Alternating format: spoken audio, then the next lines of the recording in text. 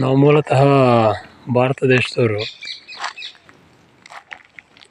ಈ ಒಣಬೇಸಿಗೆಯಲ್ಲಿ ನಾವು ಕಾಡೊಳಗೆ ಮೇಯಿಸ್ಬೇಕು. ಯಾಕೆಂದರೆ ಬಯಲು ಮೇಲೆ ಎಲ್ಲ ಬೆಂಕಿ ಹಚ್ಚಿಬಿಟ್ಟಿರ್ತಾರೆ. ಈಗೆಲ್ಲ ಒಣಹುಲ್ಲೇ ತಿನ್ಕೊಂಡು ಕಾಲ ಕಳೀತಾ ಇರ್ತವೆ ಹಸುಗಳು. ಕಾಡೊಳಗೆ ಚಿರತೆ, ಅವಳಿ ಮತ್ತು ಹಾವುಗಳು ಎಲ್ಲ ಇರ್ತವೆ. ಆದರೂ ಅದನ್ನೆಲ್ಲ ಲೆಕ್ಕಿಸ್ತದೆ. ಎಲ್ಲ ಹುಲ್ಲೊಂದು ಸೇದ್ರೊಳಗೆಲ್ಲ ತಿಂತಾ ಇರ್ತವೆ ಹಸುಗಳು. ನೋಡಿ ಕಾಡು. ಬರಮ್ಮ ಆಯ್ತಾ, ಬಾ ಆಯ್ತು. ಮೇಲ್ಕ್ ಬಾ. ಹಳ್ಳ ಕೊಳ್ಳ ಅಂದಲೇ ಎಲ್ಲ ಹಿಡಿದು ಹಸುಗಳ್ನ ಮೇಯಿಸ್ಕೊಂಡು ಹೋಗ್ಬೇಕು ಸಂಜೆ ಅಷ್ಟೊತ್ತಿಗೆ. ನಮ್ಮ ಕಡೆ ಚಿರತೆ ಅವಳಿ ಜಾಸ್ತಿ. ನಡಿಯಮ್ಮ ನಡಿಯ. ನೋಡಿ ಒಣಲ್ಲೇ ತಿಂತಾ ಇದ್ದಾವೆ. ಇನ್ನು ಬೇಸಿಗೆ ಕಳಿಬೇಕು ಅಂದರೆ ನಮಗೆ ಜೂನ್ ಕಂಪ್ಲೀಟ್ ಆಗಬೇಕು. ಜೂನ್ ಬಂದರೆ ಚೆನ್ನಾಗಿರೋ ಮಳೆ ಬೀಳುತ್ತೆ. ಆಗ ಹಸುಗಳು ಚಿಗುರುತ್ತದೆ, ಒಳ್ಳೆ ಮೇವು ಸಿಗುತ್ತೆ. ನಡಿ ಆ ಕಡೆ ನಡಿ.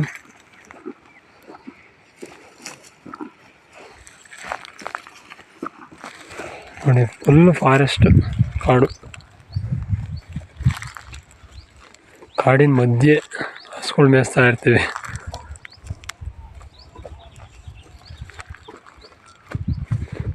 ಈಗಿನ ಸಮಯ ಹೇಳ್ಬೇಕಾದ್ರೆ ತಂಪತ್ತು ಅಂದರೆ 5 ಗಂಟೆ 5:15 ಆಗಿದೆ. ನಮ್ಮ ಮನೆ ಸೇರ್ಕೊಬೇಕಾದ್ರೆ 7 ಗಂಟೆ ಅಂದ್ರೆ ಬೇಕು. ಬರಮ್ಮ ಆಯ್ತು.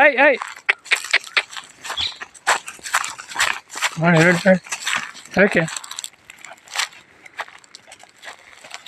ನೋಡಿ ಎಲ್ಲ ಬೆಂಕಿ ಹಚ್ಚಿದ್ದಾರೆ. ಆದರೂ ಅಲ್ಲಿ ಇಲ್ಲಿ ಸ್ವಲ್ಪ ಉಳಿದಿದ್ದನ್ನು ತಿಂತಾರೆ. ಬಾಯಿಗೆ ಸಿಕ್ಕಿದ್ದು ತಿನ್ಬೇಕಷ್ಟೆ ಈ ಬೇಸಿಗೆಗೆ.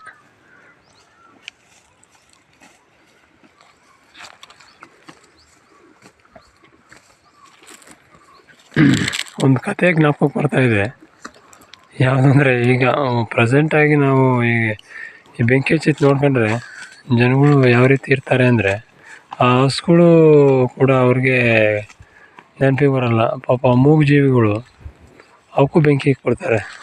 ಅದೇ ಮಹಾಭಾರತದಲ್ಲಿ ಹೇಳಬೇಕು ಅಂದರೆ, ಅರಗಿನ ಮನೆಗೆ ಬೆಂಕಿ ಹಚ್ಚಿದ್ದು ಕೌರವರು, ಆ ಘಟನೆ ನೆನಪಿಗೆ ಬರ್ತದೆ. ಅದನ್ನು ಸ್ವಲ್ಪ ಹೇಳಬೇಕು ಅಂತ ನನಗೆ ಈ ಸಮಯದಲ್ಲಿ ಅನ್ನಿಸ್ತದೆ, ಹೇಳ್ಬಿಡ್ತೀನಿ.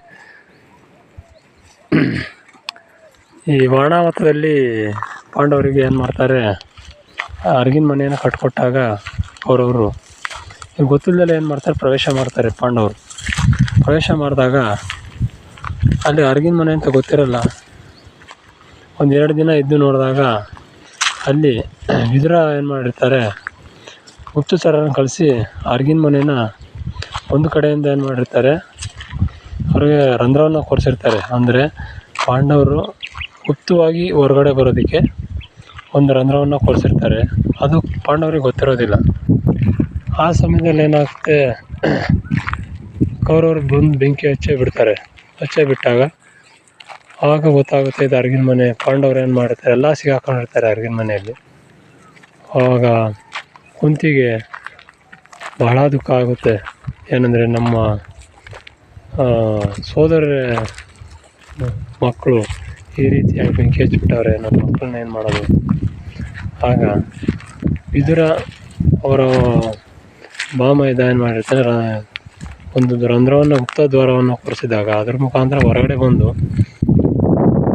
ಭೀಮ ಎಲ್ಲರನ್ನೂ ಎತ್ಕೊಂಡು ಬಂದು ಆಚೆಗೆ ಬಿಡ್ತಾನೆ ಪಾಂಡವರು ಏಕಾಂತ ಸ್ಥಳದಲ್ಲಿ ಹೋಗ್ತಾ ಇದ್ದಾಗ ತುಂಬ ಕಾಡು ಕತ್ಲಿರುತ್ತೆ. ಕತ್ಲಾಗ ಹೆಜ್ಜೆ ಇಡ್ಬೇಕಾದ್ರೆ ಏನೂ ಕಾಣಲ್ಲ. ಆ ಒಂದು ಪರಿಸ್ಥಿತಿ ನಿರ್ಮಾಣ ಆಗಿರ್ತದೆ. ಎಲ್ಲರನ್ನೂ ಎತ್ಕೊಂಡು ಒಂದು ಮರದಡೆ ಕೂರಿಸಿರ್ತಾನೆ ಭೀಮ. ಅದು ಯಾವ ಕಾಡು ಅಂದರೆ ಹಿಡಂಬವನ ಅಂತ, ಯಾರಿಗೂ ಗೊತ್ತಿರೋದಿಲ್ಲ ಆ ಕಾಡು. ಆ ಕಾಡಲ್ಲಿ ಏಕಾಂಗಿಯಾಗಿ ತಮ್ಮ ಅಣ್ಣನ್ನ ತಮ್ಮನ್ನ ತಾಯಿನ ಮಲಗಿಸ್ಬಿಟ್ಟು ಒಬ್ಬನೇ ಏಕಾಂಗಿಯಾಗಿ ಒಂದು ಮರ ಹೊರಿಕೊಂಡು ಕೂತಿರ್ತಾನೆ. ಆಗ ಆ ಹಿಡಂಬವನದಲ್ಲಿ ಹಿಡಂಬ ರಾಕ್ಷಸ ವಾಸನೆ ತಗೊಳುತ್ತೆ, ಮನುಷ್ಯನ ವಾಸನೆ. ಆ ಮನುಷ್ಯನ ವಾಸನೆ ತಗೊಳಿದಾಗ ಆಗ ತಂಗಿ ಕೇಳ್ತಾನೆ ಕರೆದೆ, ಹಿಡಂಬ ಯಾವುದೋ ಮನುಷ್ಯರ ವಾಸನೆ ಬರ್ತಾಯಿದೆ ನೋಡು ಅಲ್ಲಿ, ಹೋಗಿ ಅದು ತಿಂದ್ಬಿಡೋಣ, ಎಷ್ಟು ಜನ ಇರ್ತಾರೋ ಅಷ್ಟು ಜನ ಹಂಚ್ಕೊಂಡು ತಿಂದ್ಬಿಡೋಣ, ಹೋಗಿ ನೀನು ತಗೊಂಡು ಬಾ ಅಂತ ಹೇಳ್ತಾನೆ ಹಿಡಂಬ. ಆಗ ತಂಗಿ ಏನು ಮಾಡ್ತಾಳೆ, ಅವಸರವಾಗಿ ಬಂದು ನೋಡಿದಾಗ 6 ಜನ ಮಲಗಿರ್ತಾರೆ. ತಾಯಿ ಕುಂತಿ, ಧರ್ಮರಾಯ, ಅರ್ಜುನ, ನಕುಲ, ಸಹದೇವ ಎಲ್ಲರೂ ಕೂಡ ಮಲಗಿರ್ತಾರೆ. ಭೀಮ ಮಾತ್ರ ಒಬ್ಬ ಮರನ ಹೊರಿಕೊಂಡು ನಿದ್ದೆ ಮಾಡ್ತಾ ಇರ್ತಾನೆ. ನಿದ್ದೆ ಮಾಡ್ದಲೇ ಕೂತಿರ್ತಾನೆ. ಆಗ ಏನು ಮಾಡ್ತಾಳೆ, ಭೀಮನ್ ನೋಡಿ ಮನಸೋತು ಏನು ಮಾಡ್ತಾಳೆ, ಅವನನ್ನು ವಿವಾಹವಾಗಲು ನೋಡ್ತಾಳೆ ಹಿಡಂಬ.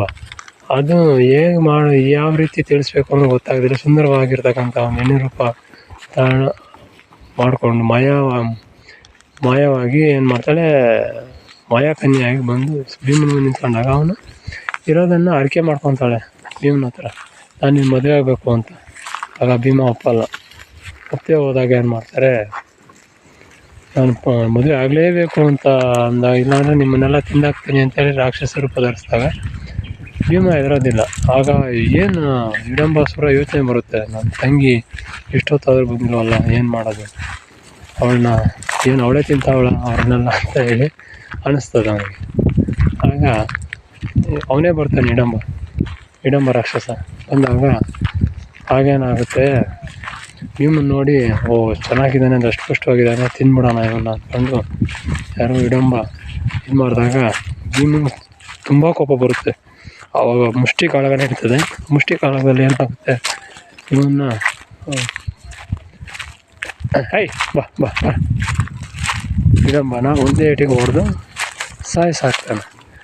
ಆಗ ಹಿಡಂಬ ಏನು ಮಾಡ್ತಾಳೆ, ಅವಾಗ ಶರಣಾದಾಗ ಕುಂತಿ, ಅರ್ಜುನ, ಧರ್ಮರಾಯ, ನಕುಲ, ಸಹದೇವ ಎಲ್ಲ ಎಚ್ಚರವಾಗ್ತಾರೆ. ಹೈ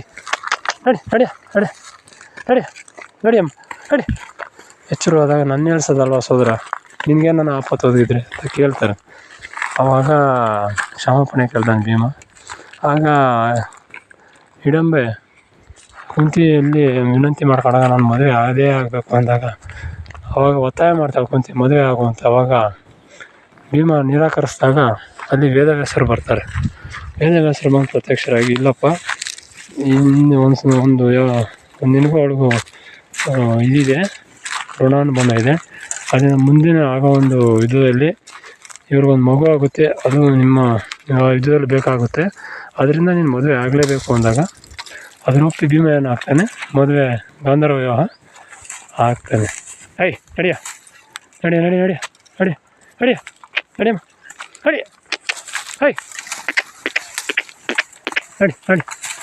ನಮ್ಗೆ ಯಾಕೆ ಹೇಳ್ತಾ ಇದ್ದೀನಿ, ದನ ಕಾಯುವಾಗ ಇವೆಲ್ಲ ಓದಿರೋದು ಜ್ಞಾಪಕ ಬರ್ತಾ ಇರ್ತದೆ. ಅದನ್ನು ಸರಿನೋ ತಪ್ಪೋ ನನಗಂತೂ ಗೊತ್ತಿಲ್ಲ. ತಪ್ಪಿದ್ದಲ್ಲಿ ಕ್ಷಮಿಸಿ.